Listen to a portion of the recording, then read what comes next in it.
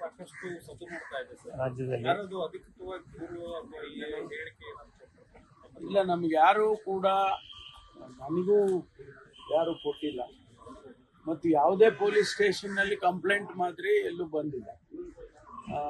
ನಾನು ಗಮನಿಸಿದೆ, ಅಶೋಕ್ ಅವರು ಮಾನ್ಯ ವಿರೋಧ ಪಕ್ಷದ ನಾಯಕರು ಕೂಡ ಫೋನ್ ಟ್ಯಾಪ್ ಬಗ್ಗೆ ಮಾತಾಡಿದ್ದಾರೆ.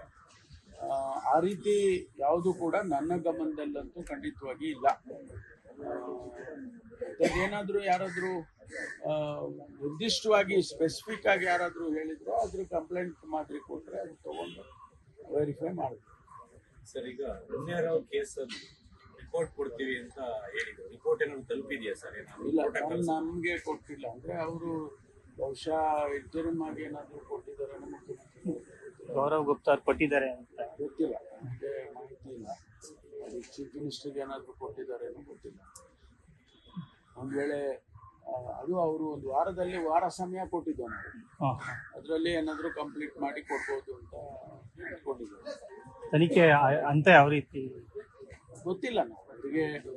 ನಾವು ದಿನನಿತ್ಯ ಚರ್ಚೆ ಮಾಡೋದಿಲ್ಲ. ಅವ್ರು ಕಮಿಟಿ ಮಾಡಿ ಕೊಟ್ಟ ಮೇಲೆ ಅವ್ರಿಗೆ ಒಂದು ವಾರ ಸಮಯ ಕೊಟ್ಟಿದ್ವಿ.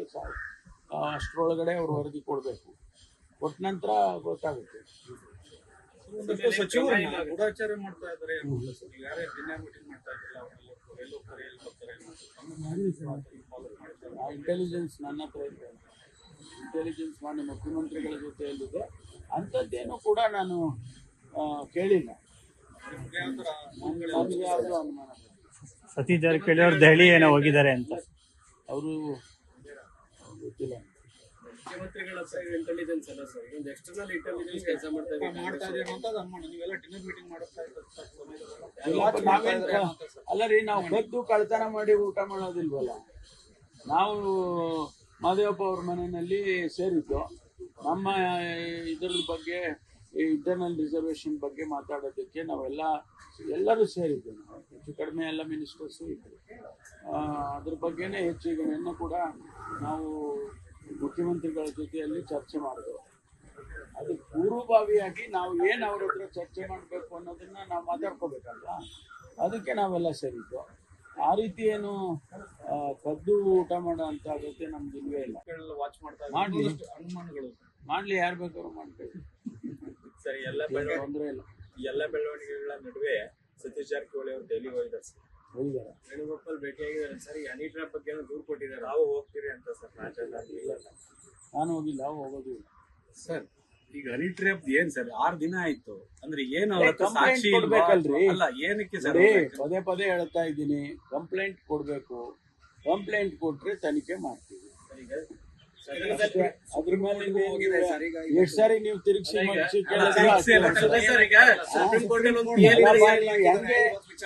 ಹಿಂದ್ಗಡೆಯಿಂದ ಕೇಳಿದ್ರು ಅಷ್ಟೇ, ಮುಂದ್ಗಡೆಯಿಂದ ಕೇಳಿದ್ರು ಅಷ್ಟೇ. ಅದು ಇವತ್ತಿದೆ ಅಲ್ಲ, ನೋಡೋಣ ಏನು ಜಡ್ಜ್ಮೆಂಟ್ ಏನ್ ಬರುತ್ತೆ ಅಂತ ನೋಡೋಣ. ಈಗ ಅವರು ಜವಾಬ್ದಾರಿ ಇದೆ, ರಾಜಣ್ಣ ಅವ್ರಿಗೆ ಕಂಪ್ಲೇಂಟ್ ಕೊಡ್ಬೇಕಾಯ್ತು. ಅದಕ್ಕೂ ಮುಂಚೆ ಸದನದಲ್ಲೇ ಈ ವಿಚಾರ ಪ್ರಸ್ತಾಪ ಮಾಡಿದ್ರು. ಸದನದಲ್ಲಿ ಪ್ರಸ್ತಾಪ ಮಾಡಿದ್ರಿಂದ ಇಷ್ಟು 6 ದಿನ ಆದ್ರೂ ಕೂಡ ಕಂಪ್ಲೇಂಟ್ ಕೊಡೋದಕ್ಕೆ ಯಾಕೆ ಹಿಂದೇಟ್ ಆಗ್ತದೆ ಗೊತ್ತಿಲ್ವಲ್ಲ. ನೀವು ಅವ್ರನ್ನ ಕೇಳ್ಬೇಕು, ನನ್ ಕೇಳಿದ್ರೆ ನಾನು ಅವರಿಗೆ ಕಂಪ್ಲೇಂಟ್ ಕೊಡ್ಸಕ್ಕಾಗುತ್ತಾ?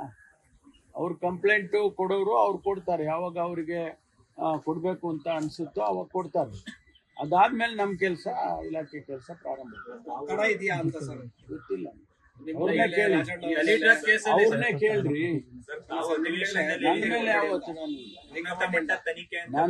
ನನ್ನ ಮೇಲೆ ಅದಕ್ಕೆ ಸಂಬಂಧಪಟ್ಟಾಗಿ ಯಾವ ಒತ್ತಡ ಇಲ್ಲ. ಅವರಿಗೆ ಕಂಪ್ಲೇಂಟ್ ಕೊಡ್ಲಿಲ್ಲ ಅಂತಂದ್ರೆ ಅವ್ರನ್ನ ಕೇಳ್ಬೇಕು. ನೀವು ಕಂಪ್ಲೇಂಟ್ ಕೊಟ್ರೆ ತನಿಖೆ ಪ್ರಾರಂಭ ಆಗುತ್ತೆ. ಹನಿ ಟ್ರ್ಯಾಪ್ ಅಲ್ಲಿ ಸ್ವಪಕ್ಷದವ್ರು ಇದಾರೆ, ಅದಕ್ಕೆ ಕಂಪ್ಲೇಂಟ್ ಆಗ್ತಾ ಇಲ್ಲ, ಏನು ಗೊತ್ತಿಲ್ಲ, ಅದೆಲ್ಲ ನಂಗೆ ಗೊತ್ತಿಲ್ಲ. ವಿಪಕ್ಷದವ್ರು ಇದ್ದಾರೆ. ಎಷ್ಟೊತ್ತಿಗೆ ಒಂದು SIT ನನ್ನ ಕೆಲಸ ಏನು, ತನಿಖೆ ಅನೌನ್ಸ್ ಮಾಡಿದ್ದೀನಿ. ಹೌದಾ, ಮುಖ್ಯಮಂತ್ರಿಗಳು ಅದಕ್ಕೆ ಚರ್ಚೆ ಮಾಡಿ ಯಾವ ರೀತಿ ತನಿಖೆ, ಯಾವ ಮಟ್ಟದ ತನಿಖೆ ತೀರ್ಮಾನ ಮಾಡಬೇಕು. ಅದು ಯಾವಾಗ ಸಾಧ್ಯ ಅಂದರೆ ಕಾಸ್ ಆಫ್ ಆ್ಯಕ್ಷನ್ ಬೇಕಲ್ಲ, ಅದಕ್ಕೆ ಕಂಪ್ಲೇಂಟ್ ಬಂದರೆ ಮಾಡ್ತಾರೆ. ರಾಜೇಂದ್ರ ಅವ್ರಿಗೇನೋ ಆವಾಜ್ ಆಗ್ತಾರಂತಲ್ಲ ಸರ್? ಗೊತ್ತಿಲ್ಲ ಅದೆಲ್ಲ.